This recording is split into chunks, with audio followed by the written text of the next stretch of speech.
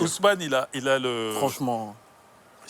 Je ne sais pas si tu en as conscience, tu es comme l'héritier du football de quartier. Hein. C'est toi qui représente pour tous les joueurs de quartier. Quand ils te voient, quand on regarde un match, on sait que tu es là, on dit, s'il te plaît, fais-moi kiffer. Fais-moi un frisson.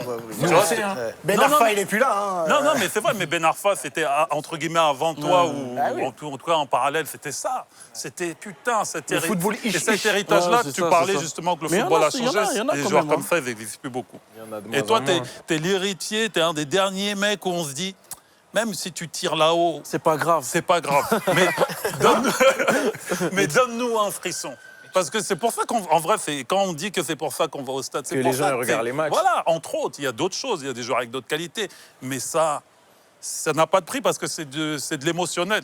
Tu vois ce que je veux dire? Mais ça, est-ce que tu trouves pas justement que des joueurs dans la typologie d'Ousmane, c'est quelque chose qui se fait de moins en moins en fait. Mais parce qu'on est plus dans la... Mais parce qu'on leur tape de plus en plus dessus. On est plus dans la stat. On est plus dans... On va calculer combien de kilomètres t'as parcouru, combien de passes t'as fait en retrait, en avant, etc.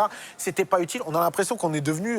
limite, les joueurs, c'est devenu des robots. C'est ça, combien de buts, combien d'assists il y a un peu trop de... Mais même après, dans le style de jeu, je sais pas comment dire, dans l'approche même au dribble.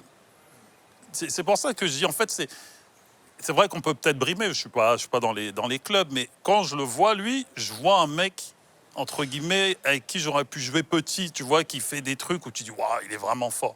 Et c'est dans son approche très personnelle, en fait. Je sais même pas si toi-même tu peux l'expliquer. Découvrez la revue criminelle de Max Guys.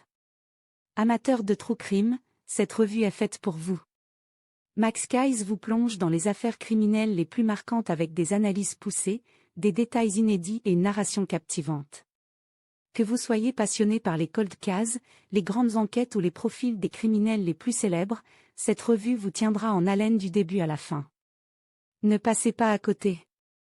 Procurez-vous votre exemplaire dès maintenant en cliquant sur le lien en bio.